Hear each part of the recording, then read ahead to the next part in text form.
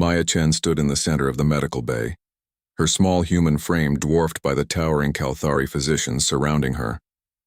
The alien doctors, each standing nearly 8 feet tall with their crystalline skin gleaming under the harsh white lights, examined her latest scan results with what could only be described as amusement. "Look at this primitive nervous system," Dr. Zextal clicked in his native tongue, his forearms gesturing dismissively at the holographic display showing Maya's brain patterns. "The pain receptors are so underdeveloped. No wonder the humans struggle with even basic discomfort." Maya understood every word. She had spent 3 years learning their language, though the Kalthari assumed she couldn't comprehend their rapid clicking and whistling sounds. They always spoke freely around her, treating her like a fascinating but inferior specimen. "The chronic pain syndrome is clearly overwhelming her limited neural capacity," added Dr. Vilnara, her silver eyes gleaming with scientific curiosity. "Observe how the human stress hormones spike with even minor stimulation. Their entire species appears designed for suffering." The other doctors chittered in agreement, a sound that reminded Maya of insects laughing. She had heard variations of this conversation dozens of times over the past 6 months since arriving at the Nexus medical station. The Kalthari were renowned throughout the galaxy as the finest physicians and surgeons, their advanced understanding of pain and neural pathways unmatched by any species. That's why she had traveled across 3 star systems to reach them, spending her life savings for a chance at treatment. The condition that racked her body had no name in human medicine.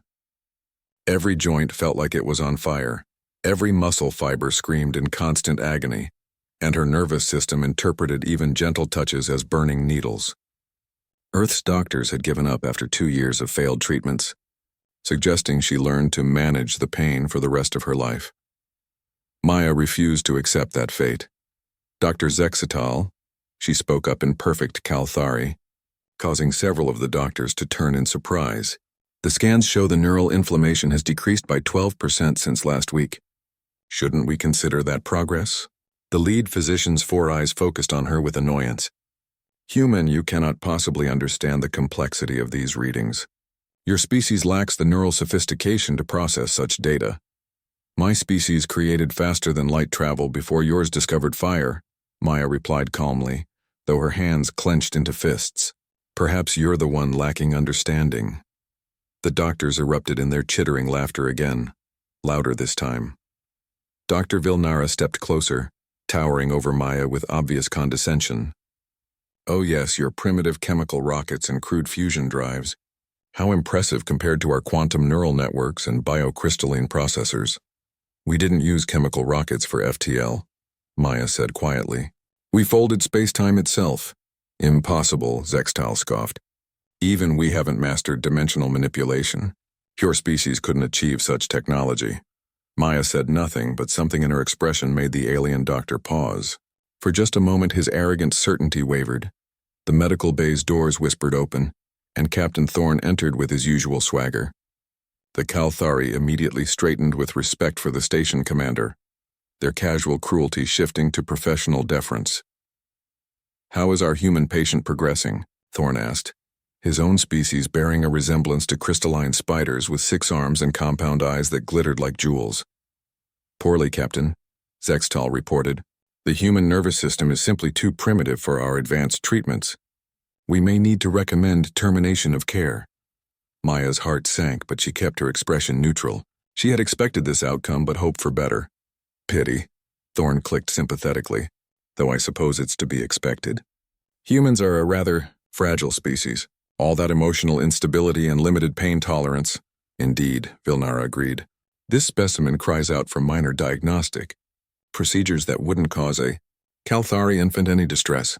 Maya thought of the minor procedures, needles that felt like molten metal being injected directly into her spine, neural probes that sent electricity coursing through her already oversensitive nerves, tissue samples carved from her muscles while she remained conscious. She had endured each one without complaint, though tears often streamed down her face from the overwhelming agony. "Perhaps we should discuss other options," Maya suggested, her voice steady despite the pain that never left her. "There may be treatments you haven't considered." "Child," Thorne said with mock kindness, "your people haven't even mapped their own nervous systems completely. What could you possibly suggest that we haven't already explored? Sometimes a fresh perspective helps, Maya replied. Even a primitive one. The assembled doctors chittered again, finding great humor in her persistence. Maya had grown to hate that sound. Their casual dismissal of her intelligence, their assumption that pain made her weak, their certainty that humans were inferior in every way that mattered. Very well, Zextal said, clearly humoring her. Enlighten us with your human wisdom. Maya looked around the room at the gathered aliens, each one convinced of their superiority, each one unable to see past their own arrogance. She thought of her childhood on Mars, of the engineering challenges she had solved before the pain consumed her life, of the desperate journey that had brought her here. What if the pain isn't the problem? She asked quietly. What if it's the solution? The laughter died down slightly, replaced by confused chittering. Explain, Thorne commanded, his compound eyes focusing intently on her. Maya took a deep breath, ignoring the fire that spread through her ribs with the motion. What if my nervous system isn't broken? What if it's adapted? Adapted to what? Vilnara asked with obvious skepticism. To something you've never encountered, Maya said, meeting each of their gazes in turn. Something your advanced civilization has never had to face. The medical bay fell silent except for the soft humming of diagnostic equipment. For the first time since her arrival, the Kalthari doctors weren't laughing, they were listening. The silence stretched for several heartbeats before Dr. Zextal's chittering laughter resumed, more forceful than before. Adapted? You speak as if evolution guided your species toward suffering. What possible survival advantage could constant agony provide?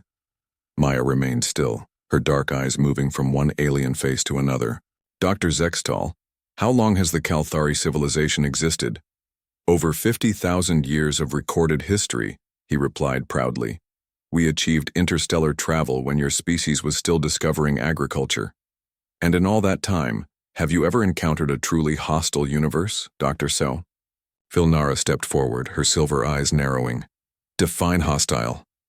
Radiation storms that can kill in seconds, gravity wells that crush ships like insects, quantum anomalies that tear matter apart at the molecular level. Maya's voice remained calm, but something dangerous flickered in her expression. A universe that actively tries to kill you every single day. Captain Thorne's compound eyes reflected the medical bay's lights as he studied her. All civilizations face environmental challenges. Do they? Maya asked. The Kalthari homeworld has perfect atmospheric conditions, stable weather patterns, and natural crystal formations that amplify your telepathic abilities. Your expansion into space involved planets with similar conditions. Zextal waved dismissively with one of his forearms. We simply chose suitable worlds for colonization, efficient resource allocation. You chose worlds that wouldn't hurt you, Maya corrected, because pain is foreign to your species. Your nervous systems evolved to process pleasure and comfort. Mine evolved to process agony and survive it.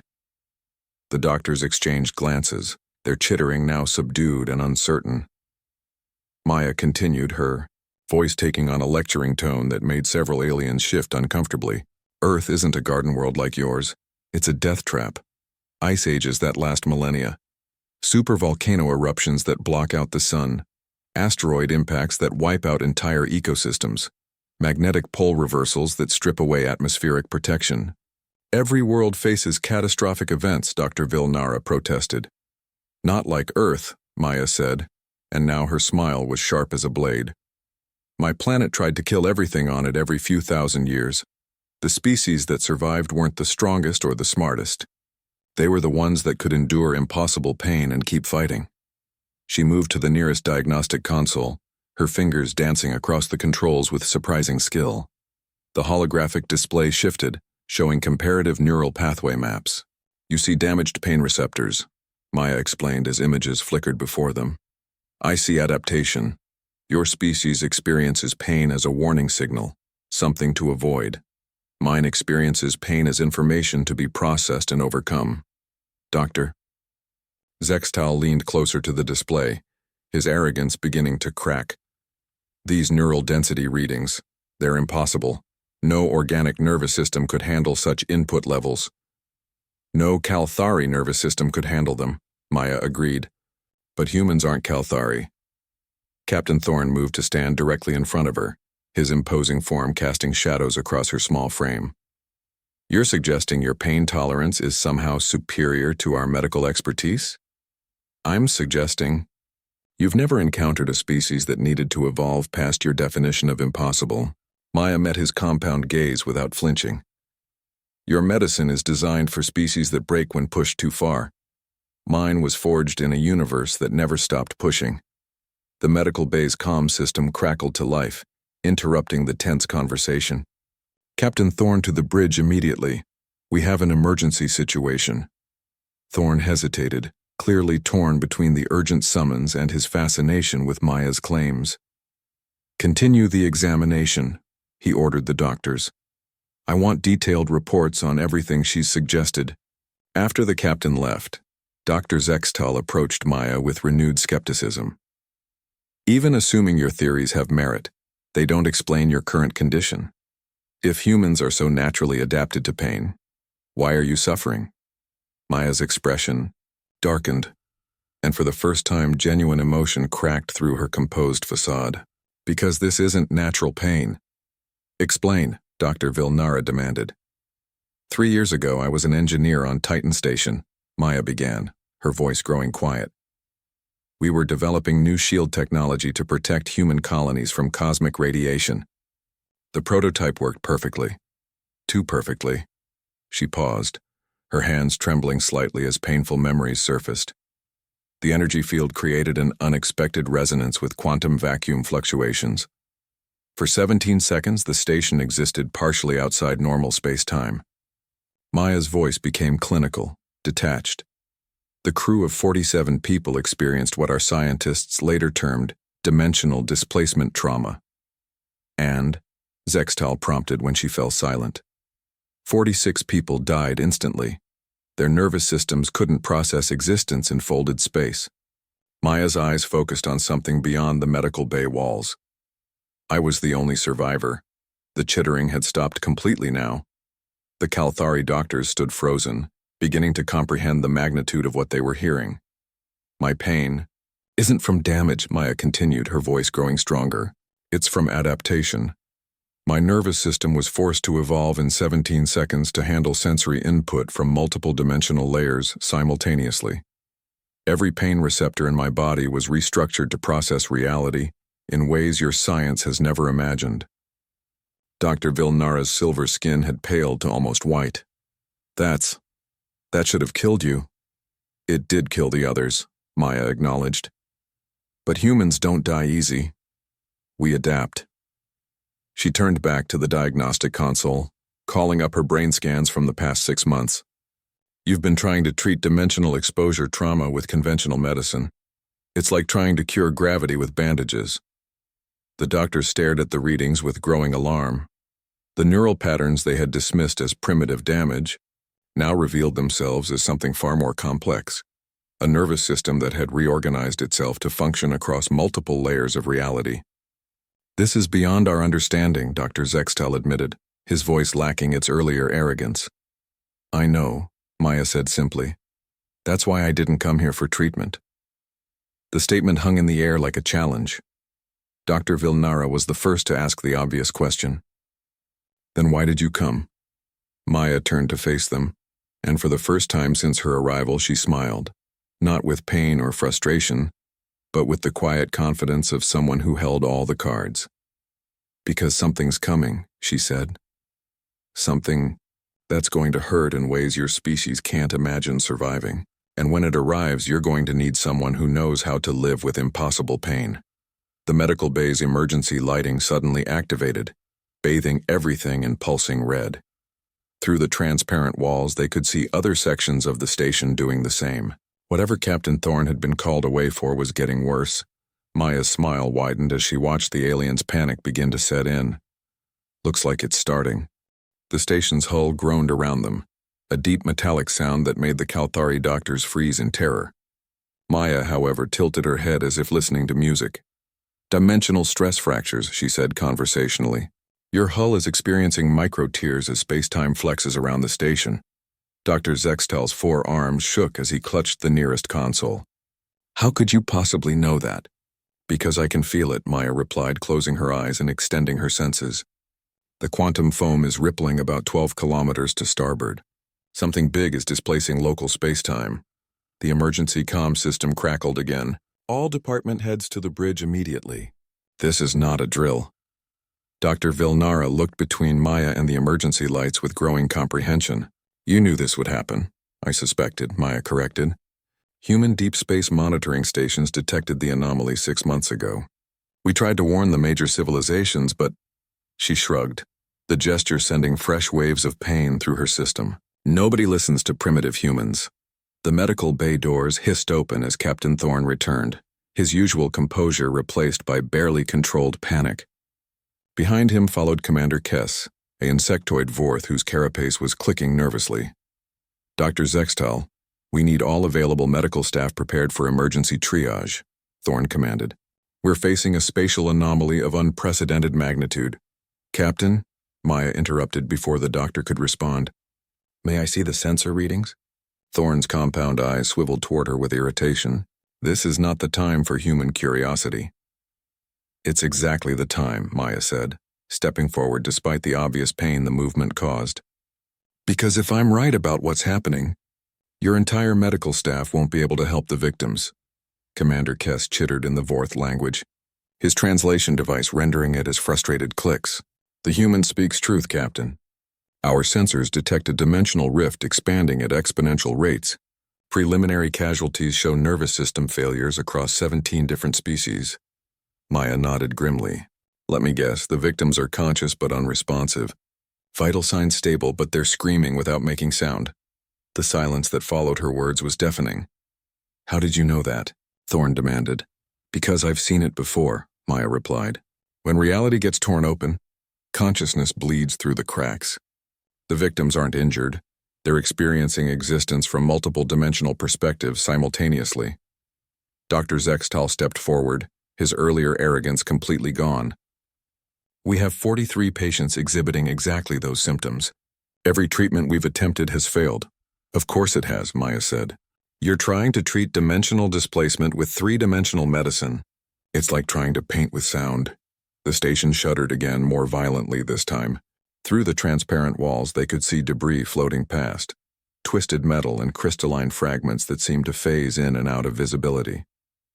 The rift is expanding, Commander Kess reported, his carapace now clicking in rapid distress patterns. We estimate 12 hours before it reaches critical mass. Critical mass for what? Dr. Vilnara asked. Maya answered before Kess could respond. Complete dimensional collapse. Everything within 50 light years gets folded into overlapping reality layers. Most species will die instantly from sensory overload. Most species, Thorne repeated, focusing intently on her words. But not all? Humans might survive, Maya admitted. Our pain tolerance and neural adaptability give us a slight edge. But survival and functionality are different things. The captain's compound eyes studied her for a long moment. You're suggesting you could help the victims? I'm suggesting I'm the only one who can help them, Maya corrected. My nervous system has already adapted to multi-dimensional existence. I can guide their consciousness back to singular reality layers. Dr. Zextal's chittering now carried notes of desperate hope. Is such a thing possible? I don't know, Maya said honestly. But the alternative is watching them suffer until the rift kills everyone. Another violent shudder ran through the station, and this time the emergency lighting flickered. In the brief darkness, Maya's eyes seemed to glow with an inner light that made the aliens step back instinctively. There's something else, she continued when the light stabilized. The rift isn't natural. Something created it. Commander Kess's clicking became a rapid staccato. Our scans show no evidence of artificial construction. Because you're looking in 3 dimensions, Maya explained patiently. The builders exist in folded space. They're using dimensional rifts as weapons. The implications hit Captain Thorne like a physical blow. Weapons against whom? Against anyone who gets too comfortable, Maya replied. My species has a saying, the universe has teeth. You've all built your civilizations in the safe spaces between those teeth. But eventually the universe gets hungry. Dr. Vilnara's silver skin had gone completely pale. You're describing a hostile intelligence that exists outside normal spacetime. I'm describing something we've encountered before, Maya said. 3 times in human history, dimensional predators have tried to use our reality as feeding grounds. Each time we drove them back by doing something they never expected. Which was? Thorne asked. Maya's smile was sharp and cold. We followed them home. The medical bay's main display activated, showing a real-time view of the expanding rift. It looked like a wound in space itself, bleeding impossible colors that hurt to perceive directly. Around its edges, chunks of matter existed in multiple states simultaneously: solid, liquid, gas, and something beyond classification. Captain, Dr. Zextal said quietly, if the human is correct about the nature of this threat, then we need her help, Thorne finished. But first she needs to prove her claims about treating the victims.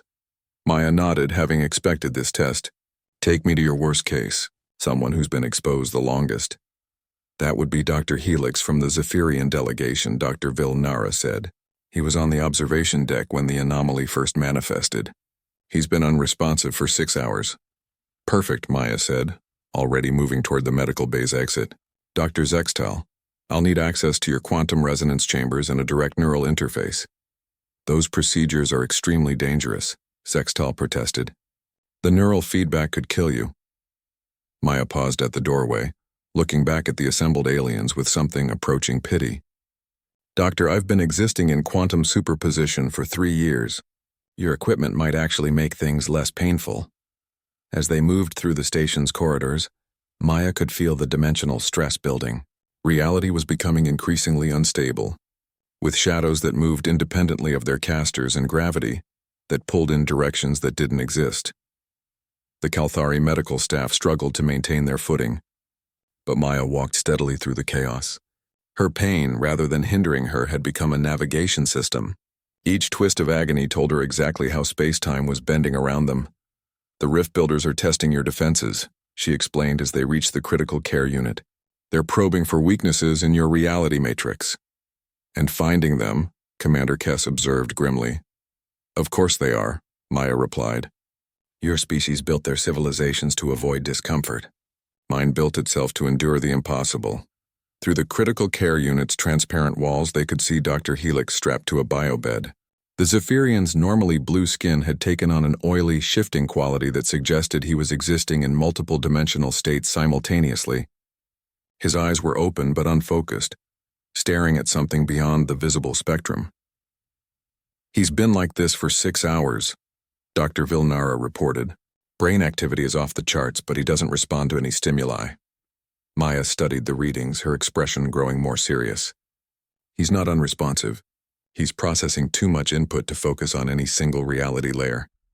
She moved to the neural interface console, her fingers dancing across controls designed for Kalthari physiology. I'm going to link my consciousness to his and guide him back to baseline reality. The neural feedback will be excruciating, Dr. Zextal warned. Maya's laugh was bitter but genuine. Doctor, I exist in constant agony across 17 different dimensional frequencies. Your little machine might actually feel like a vacation. As she activated the neural link, her body convulsed with fresh waves of pain. But instead of crying out, she smiled. For the first time in 3 years, she felt like she was coming home. The neural link activated with a sound like breaking glass mixed with screaming metal. Maya's body went rigid as her consciousness expanded across dimensional barriers that should have been impossible to cross. Instantly, she was no longer in the medical bay. She existed in 17 different versions of reality simultaneously, each one slightly different, each one layered on top of the others like transparent sheets of agony. In one layer, the station was pristine and undamaged. In another, it was a twisted wreck floating in space. In a third, it had never been built at all. But Maya had learned to navigate this chaos. Her pain receptors, restructured by 3 years of dimensional exposure, translated the overlapping realities into a map she could follow. She reached out through the neural link and found Dr. Helix's consciousness scattered across the same dimensional layers. The Zephyrian's mind was fragmenting under the sensory overload. In baseline reality, he was a respected xenobiologist. In the 7th dimensional layer, he was a child afraid of the dark. In the 14th, he was dying of old age. His consciousness flailed desperately, trying to process all versions of himself at once. Maya wrapped her awareness around his scattered thoughts like a warm blanket. Using her own adapted nervous system as a filter, slowly, carefully, she began guiding him back to singular reality. Focus on my voice, she projected through the neural link. There's only one version of you that matters right now. Let me show you which one. In the medical bay, Dr. Zextel watched the readouts with growing amazement. Both patients' neural activity was synchronizing, Maya's patterns somehow imposing order on Dr. Helix's chaotic brainwaves. Impossible, Dr. Vilnara whispered. She's actually stabilizing his dimensional displacement. How much pain is she experiencing right now? Captain Thorne asked quietly. Dr. Zextel checked his instruments and went very still. According to these readings, her nervous system is processing sensory input, equivalent to being burned alive while being crushed by a gravitational field. And she's conscious through all of that? More than conscious, Zextel replied with something approaching awe. She's functioning. Her cognitive patterns are more stable now than when we first examined her. Through the neural link, Maya continued her delicate work. Dr. Helix's scattered consciousness was responding to her guidance, the fragmenting pieces slowly drawing back together. She showed him how to filter out the other dimensional layers, how to focus only on the reality that contained his physical body. There, she whispered across the connection. Do you see? This layer, this moment, this is where you belong. Dr. Helix's eyes suddenly focused, blinking rapidly as his awareness snapped back to baseline reality. He tried to speak, his voice a hoarse croak. What? What happened to me? Maya slowly disengaged the neural link, her body trembling from the effort. When she opened her eyes, every person in the medical bay was staring at her with expressions ranging from shock to something approaching reverence. Dr. Helix, she said, her voice steady despite the obvious pain, you've been exposed to multi-dimensional space. Your consciousness was scattered across several reality layers simultaneously. How do you feel now? The Zephyrian scientist sat up slowly, touching his head as if checking that it was still attached. I feel normal, tired but normal. The visions, the overlapping voices, they're gone. Captain Thorne stepped forward, his compound eyes reflecting the medical bay's lights. Human, you have accomplished something our finest physicians deemed impossible. I didn't cure him, Maya corrected. I taught his consciousness how to exist in multidimensional space without fragmenting. The exposure effects are permanent, but now he can control them. Dr. Zextel's chittering had taken on entirely new tones. Respect, curiosity, and something that might have been fear. How many others can you help? All of them, Maya replied without hesitation. But we have a bigger problem than the current victims. As if summoned by her words, the station shuddered again. This time the shaking didn't stop. Through the transparent walls, they could see space itself warping around them, stars stretching into impossible spirals of light. The rift is accelerating, Commander Kess reported through the comm system. We're detecting massive energy signatures moving through the dimensional breach. Maya closed her eyes, extending her senses through the layers of folded space. What she felt there made her face go pale. They're coming through. What's coming through? Thorne demanded. The Devourers, Maya said, opening her eyes to reveal an expression of grim determination. The things that created the rift. They feed on consciousness, specifically the terror and pain of species encountering multidimensional existence for the first time. Dr. Vilnara's silver skin had gone white again. You're saying these entities deliberately cause dimensional displacement trauma to harvest our suffering? Not exactly, Maya replied. They feed on the moment when a consciousness realizes it exists in multiple realities simultaneously. The shock, the terror, the complete breakdown of everything you thought you understood about existence, that's what nourishes them. And humans have encountered these things before? Dr. Helix asked, his recent experience giving weight to his question.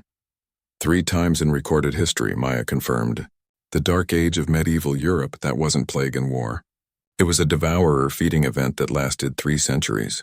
The Bronze Age collapse, the Permian extinction, all devourer incursions. Captain Thorne's posture had shifted from authority to something approaching desperation. How did your species survive?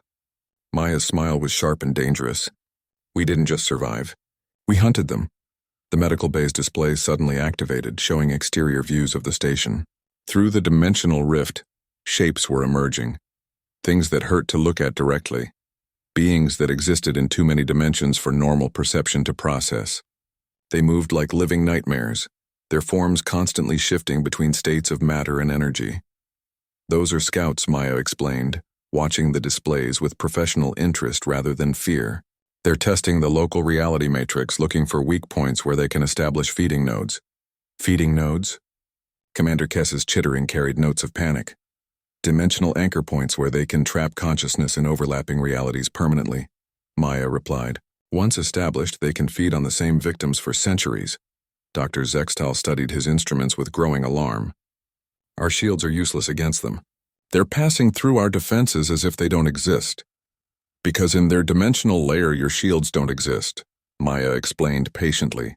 You're trying to stop multi-dimensional predators with three-dimensional technology. One of the Devourer scouts phase shifted closer to the station, its impossible geometry casting shadows that moved independently of any light source. Just looking at it through the displays caused several of the medical staff to stagger with disorientation. It's beautiful, Dr. Helix whispered, his eyes fixed on the creature. Maya immediately moved to block his view of the screen. Don't look directly at them. They use visual paradoxes to establish neural hooks in their victim's consciousness. Neural hooks? Thorne asked. The first step in creating a feeding node, Maya explained. Once they establish a connection to your nervous system, they can pull your consciousness into their dimensional layer while leaving your body behind. As if to demonstrate her words, the scout suddenly pulsed with an energy that made reality hiccup around the station. Several crew members in other sections began screaming, not from pain, but from the sudden realization that they existed in multiple places simultaneously. Captain, Dr. Vilnara said urgently, we're receiving reports of consciousness displacement events throughout the station. The entity is actively harvesting our people. Maya stepped toward the medical bay's communication console, her movements precise despite the pain that racked her system. Captain Thorne, I need access to your station's quantum communication array. For what purpose? To call for backup, Maya replied. There's a reason the Devourers have never successfully established permanent feeding nodes in human space. She activated the console, her fingers moving across controls with surprising familiarity. This is Maya Chen, Dimensional Specialist calling Earth Defense Command. Authorization code 77 Alpha Nightmare. The response came immediately, a voice that carried the weight of absolute authority. Maya, this is Admiral Harrison. We've been tracking the incursion. What's your status? Multiple Devourer scouts, expanding dimensional rift, and approximately 200 potential victims across 17 species, Maya reported. Requesting immediate support. Support is already en route, Harrison replied. ETA 40 minutes. Can you hold them off until then? Maya looked around the medical bay at the gathered aliens. Brilliant physicians and respected scientists, all staring at her with a mixture of hope and disbelief. I can do better than that, she said into the comm. I can start hunting. Maya closed the communication channel and turned to face the assembled aliens. Her expression had transformed from patient suffering to something predatory and fierce. For the first time since her arrival, she looked like a human ready for war. I need everyone to listen very carefully, she said, her voice carrying new authority. What you're about to see will challenge everything you think you know about physics, consciousness, and what it means to be human. Captain Thorne's compound eyes focused intently on her. What do you require? Clear this medical bay of all non-essential personnel, Maya ordered. Dr. Zextal, I need you to monitor my vital signs. But don't interfere no matter what you see. Dr. Vilnara, prepare neural dampening fields around the other patients. They're about to experience feedback from what I'm going to do. What exactly are you going to do? Dr. Helix asked, still weak from his dimensional ordeal. Maya moved to the center of the medical bay and began removing her patient robes, revealing a body marked with strange scars that seemed to shift position when viewed directly. I'm going to show the Devourers why humans are the only species they've learned to fear.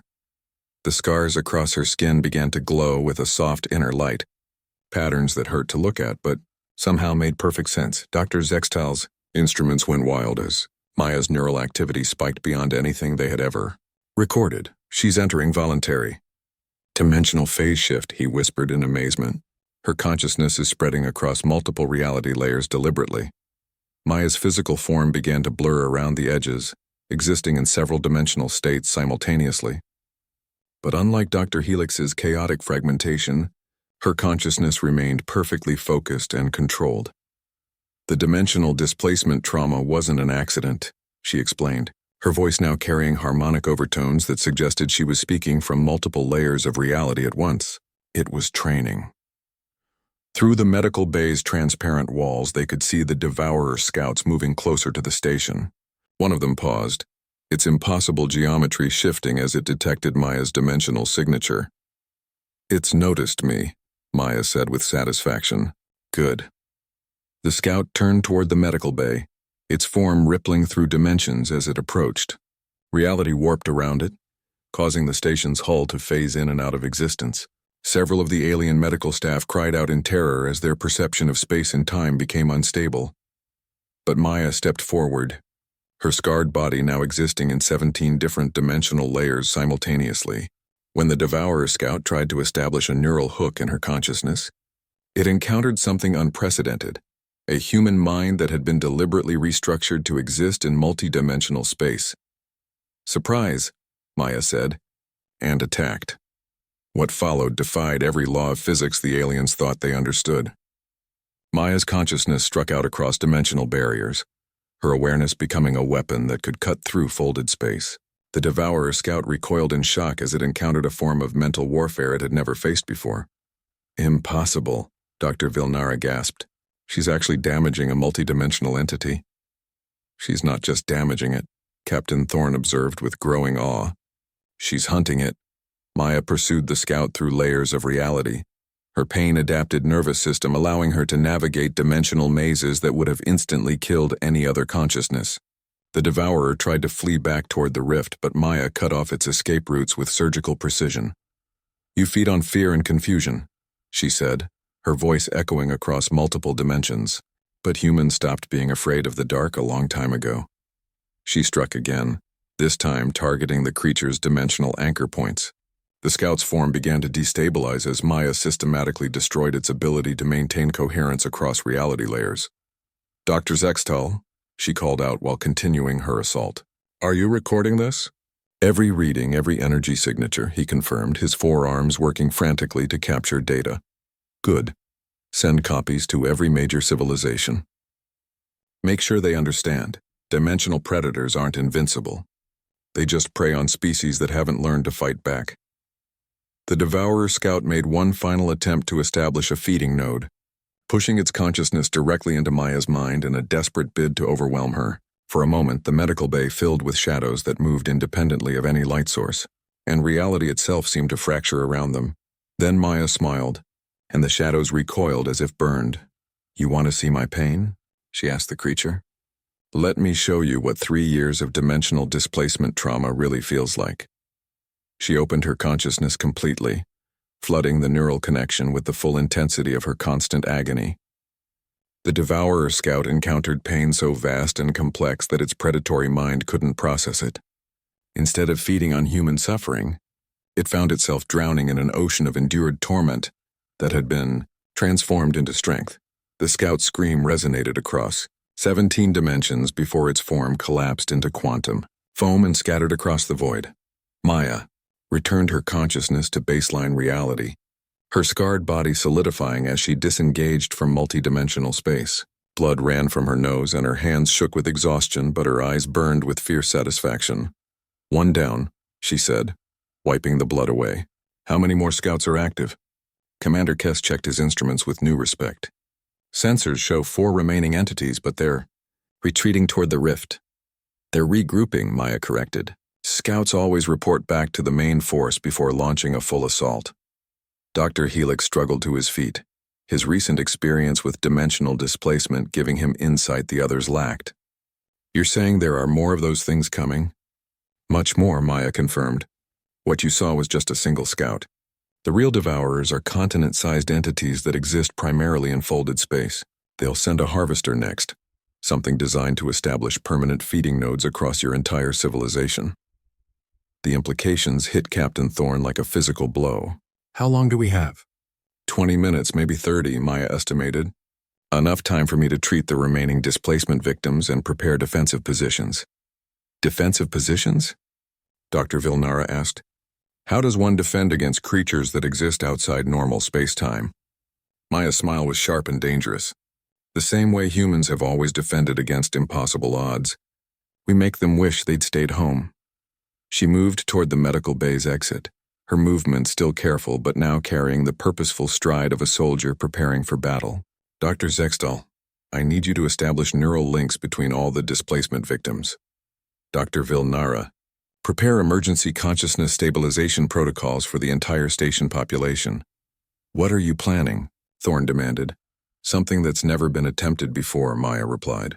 I'm going to turn this entire station into a dimensional fortress, with every conscious being aboard acting as a sensor node in a multi-layered awareness grid. That sounds incredibly dangerous, Dr. Helix observed. It is. Maya agreed. If I make a mistake, everyone aboard this station could end up permanently scattered across 17 dimensions. But if I don't try, the Devourers will establish feeding nodes that will torture your people for centuries. She paused at the doorway, looking back at the assembled aliens with an expression of grim determination. The choice is yours. Trust the primitive human with her impossible pain, or face the Devourers with conventional weapons that can't touch them. Captain Thorne's compound eyes studied her for a long moment before he spoke. What do you need us to do? First, Maya said, stop thinking of pain as weakness. The station shuddered again, more violently than before. Through the transparent walls, they could see the dimensional rift beginning to pulse with new energy. Something vast was moving through the breach, something that made the scouts look like gnats in comparison. The Harvester is coming, Maya announced, her scarred skin beginning to glow again. Time to show these things why humans don't make good prey. As she stepped into the corridor, her consciousness already beginning to expand across dimensional barriers, the aliens could hear her speaking to herself in a voice that carried across multiple layers of reality. Pain is just information, she murmured, her awareness spreading throughout the station like a protective net. And information is power. Behind her, Dr. Zextal stared at his instruments in amazement.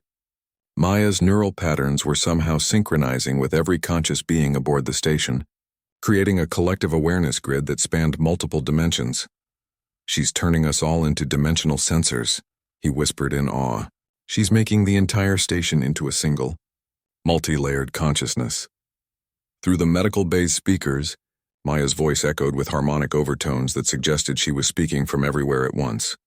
When the Harvester arrives, don't fight it with weapons or shields. Fight it with awareness. Show it that consciousness isn't something to be harvested. It's something to be feared. The Harvester emerged from the dimensional rift like a living nightmare birthed from the deepest fears of conscious beings. It was impossible to gauge its true size. In some dimensional layers it appeared as large as a moon, while in others it was no bigger than a virus. Its form constantly shifted between states of existence, part energy, part matter, part something that had no name in any language. Maya felt it the moment it fully materialized. The thing's presence sent waves of dimensional distortion through spacetime that would have instantly driven any normal consciousness into permanent madness. But Maya's nervous system, adapted through 3 years of constant torment, translated the chaos into comprehensible data. It's here, she announced, her voice carrying across the station's communication system from multiple dimensional layers simultaneously. Everyone, remember what I taught you. Don't try to understand what you're seeing. Just feel its position in space-time and report back to me. Through the collective consciousness grid she had established, Maya received sensory data from every being aboard the station. Kalthari physicians provided precise neural mapping. Fourth engineers contributed structural analysis of dimensional stress. Zephyrian scientists offered quantum mechanical calculations. Human crew members, there were 12 aboard, added the crucial element of pain tolerance that allowed the grid to function without fragmenting. Captain Thorne's voice reached her through the neural link. Maya, the entity it's beautiful. I can't look away. That's the neural hook, Maya replied, her consciousness stretching across 17 dimensions to maintain the grid. It's trying to establish feeding nodes in everyone's mind simultaneously. Dr. Zextal, initiate the consciousness barriers I showed you. The Kalthari physician, now fully understanding the nature of their enemy, activated neural dampening fields throughout the station. The barriers wouldn't stop the Harvester, but they would slow its attempts to establish permanent feeding connections. Through the collective grid, Maya felt the harvester's attention focus on the station. The entity had never encountered organized resistance before. Its usual prey consisted of individual consciousnesses scattered and terrified by sudden dimensional displacement. A coordinated network of aware beings was unprecedented. "It's confused," Maya reported with grim satisfaction.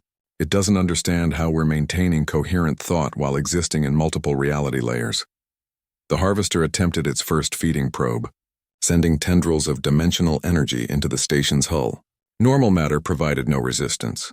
The entity existed primarily in folded space where conventional barriers were meaningless. But when it tried to penetrate the consciousness grid Maya had created, it encountered something that made it recoil in surprise. "What did it find?" Dr. Vilnara asked through the neural link. "Pain," Maya replied simply.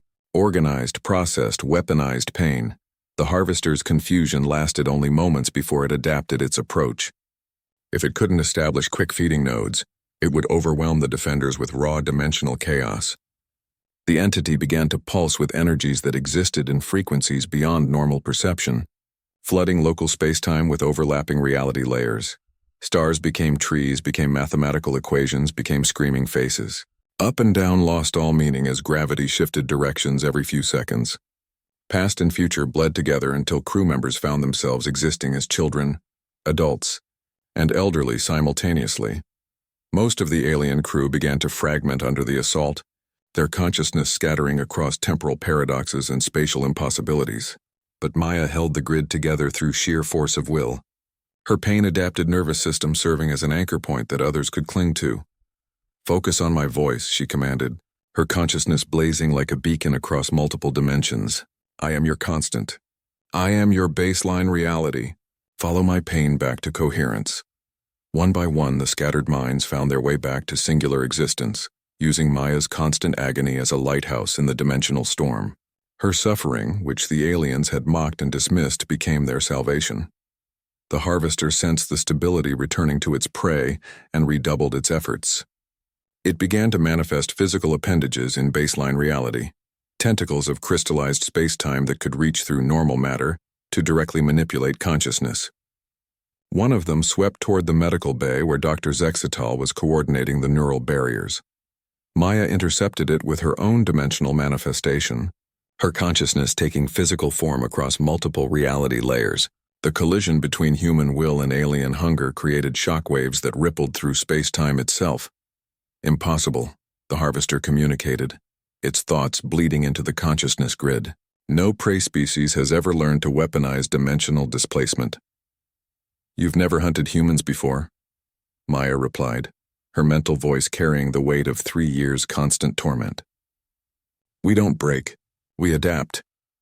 She pressed her attack, using techniques that human dimensional specialists had developed over centuries of fighting these entities. Instead of trying to exist in all reality layers simultaneously like the harvester, Maya learned to phase rapidly between dimensions, striking from angles that didn't exist in normal space. "Dr. Helix," she called out while maintaining her assault. "Remember what you experienced during displacement. Channel that chaos into the grid." The Zephyrian scientist, his recent trauma now transformed into understanding, fed his dimensional displacement experience into the collective consciousness. Suddenly, every being on the station had a taste of what it felt like to exist in multiple realities at once. Instead of fragmenting them, the shared experience made them stronger. They began to see the harvester not as an incomprehensible horror, but as a predator that relied on its victims' ignorance and fear. "It's just another form of life," Dr. Vilnara realized through the neural link. "Alien, dangerous, but not supernatural." "Exactly," Maya confirmed, even as she fought off another wave of the harvester's feeding tentacles. "The devourers aren't gods. They're parasites that evolved to prey on species that hadn't learned to fight back." The harvester, sensing that its primary feeding strategy was failing, attempted its ultimate technique. It began to collapse local spacetime into a dimensional singularity, a feeding node so powerful that it would permanently trap every consciousness within 50 light-years in overlapping reality. Layers Maya felt the space around the station beginning to fold in on itself. She had perhaps 30 seconds before the singularity reached critical mass and made escape impossible. "Everyone," she announced through the grid, "I need you to trust me completely." What I'm about to do will hurt more than anything you've ever experienced. What are you planning? Captain Thorne asked. Something that should be impossible, Maya replied. I'm going to turn our entire grid into a dimensional weapon. She began to channel her own pain through the consciousness network, sharing 3 years of constant agony with every being connected to the grid. The aliens screamed as they experienced even a fraction of what Maya endured every moment of every day, but instead of breaking them, the shared suffering gave them strength. This is what humans live with, Maya explained as waves of processed torment flowed through the network. This is what we've learned to transform into power. The collective agony, filtered through Maya's adapted nervous system and distributed across hundreds of consciousness, became something new, a form of organized suffering that existed across multiple dimensional layers simultaneously. It was pain as information, torment as strength, agony as defiance against the universe itself. The Harvester encountered this weaponized suffering and recoiled in absolute terror. In all its eons of existence, feeding on the consciousness of countless species, it had never encountered beings that could transform their deepest pain into organized resistance. Maya pressed the attack. The entire station's population now fighting as a single multidimensional entity, they struck at the Harvester's core consciousness, flooding it with processed human agony until the creature's feeding mechanisms began to shut down in self-defense. You want to feed on suffering? Maya asked, her voice carrying the weight of humanity's entire history of enduring the impossible. Then choke on it. The Harvester's dimensional singularity collapsed as the entity fled back toward the rift, its consciousness shattered by contact with a form of organized pain it couldn't process or digest. As it retreated, space-time began to stabilize around the station. Through the external sensors, they could see human ships emerging from their own dimensional rifts, sleek vessels that moved through folded space as easily as normal matter moved through air. Earth Defense Command had arrived, but the battle was already over. Admiral Harrison's voice came through the communication system. Maya, this is impressive work. You've successfully repelled a Harvester-class devourer with civilian assets. Thank you, Admiral, Maya replied, her consciousness slowly returning to baseline reality as she disengaged from the collective grid. But this was just the beginning. They'll be back with a full invasion force. Let them come, Harrison said, and there was steel in his voice. Humanity has been preparing for this fight for 3,000 years. As Maya's awareness fully returned to singular existence, 3 hours after the Harvester's retreat, Maya sat in the same medical bay where the Kalthari doctors had once mocked her pain. But everything had changed. The alien physicians moved around her with something approaching reverence, their earlier arrogance replaced by profound respect. Dr. Zextal approached carefully, his 4 arms carrying data tablets filled with readings from the battle. Maya, he said, using her name for the first time since her arrival. Your neural patterns during the collective grid event. They're beyond our understanding. No, Maya corrected gently. They're beyond your current understanding. Your species will learn just like mine did. Captain Thorne entered the medical bay, his imposing form no longer seeming intimidating compared to what they had all just faced together. Behind him walked Admiral Harrison, a weathered human woman whose eyes held the weight of centuries of preparation for this moment. Maya, the Admiral said, I've reviewed the tactical reports. You successfully coordinated a multi-species consciousness grid against a Harvester-class devourer. That's never been attempted before, let alone succeeded. It worked because everyone was willing to trust me, Maya replied, her voice still carrying traces of the harmonic overtones from her multidimensional state. Even after I asked them to share pain they couldn't imagine surviving. Dr. Vilnara stepped forward, her silver skin no longer pale with fear but glowing with newfound understanding. We owe you an apology. We dismissed your condition as primitive suffering when it was actually the most advanced neural adaptation we've ever encountered. You didn't know, Maya said simply. How could you? Your species evolved in paradise. Mine evolved in hell. Both paths have their advantages. Admiral Harrison activated a holographic display showing the current state of the dimensional rift. It was still active but stable, no longer expanding or showing signs of new incursions. The Devourers have established a communication beacon in the rift, she reported. They want to negotiate. The statement sent shocked murmurs through the gathered aliens. Captain Thorne's compound eyes widened in disbelief. Negotiate? These entities have been described as mindless predators.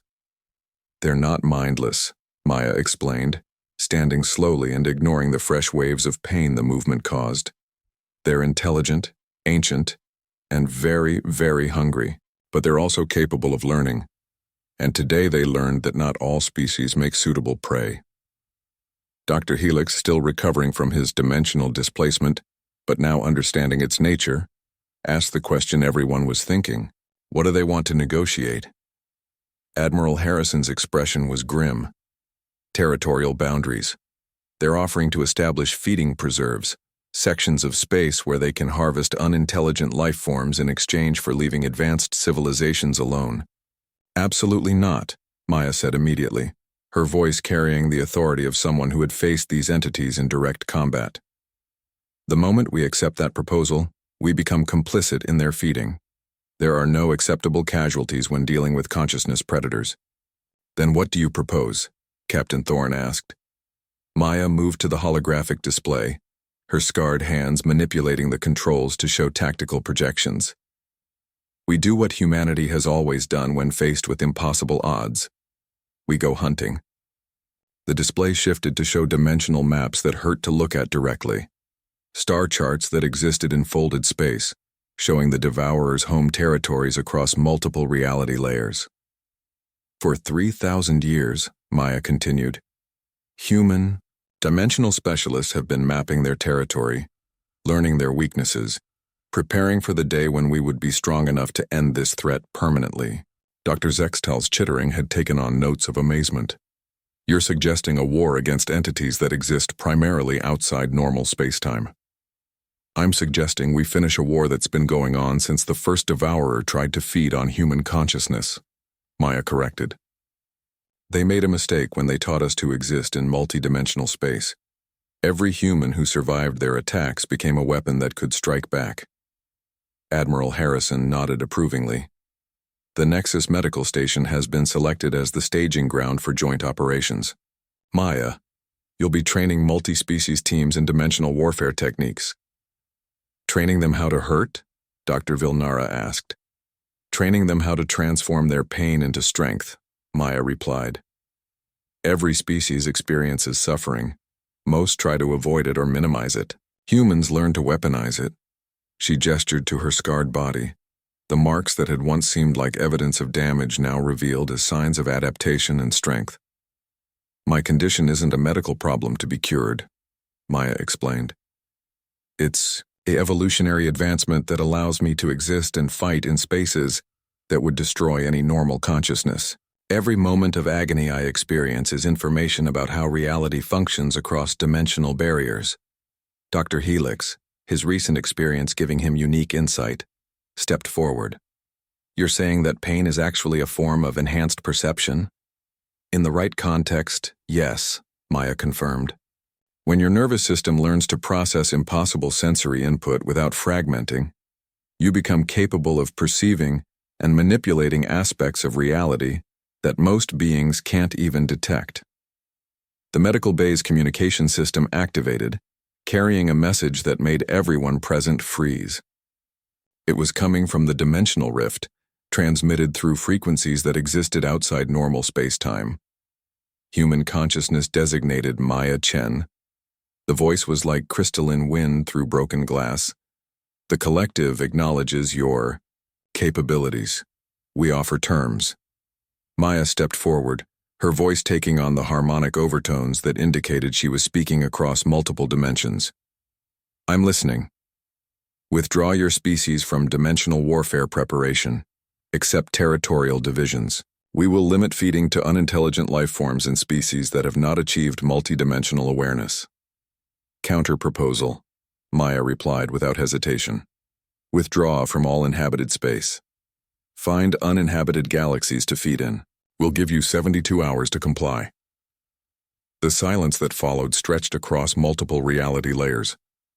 When the Devourer response came, it carried undertones of something that might have been fear. Your species numbers in the billions. Ours spans dimensions you cannot imagine. You cannot seriously propose open warfare. Maya's smile was sharp and dangerous. 3,000 years ago, a single human survivor of your attack spent her life mapping dimensional warfare techniques. Her name was Elena Vasquez, and she was the first person to successfully hunt and kill a devourer scout in its own dimensional layer.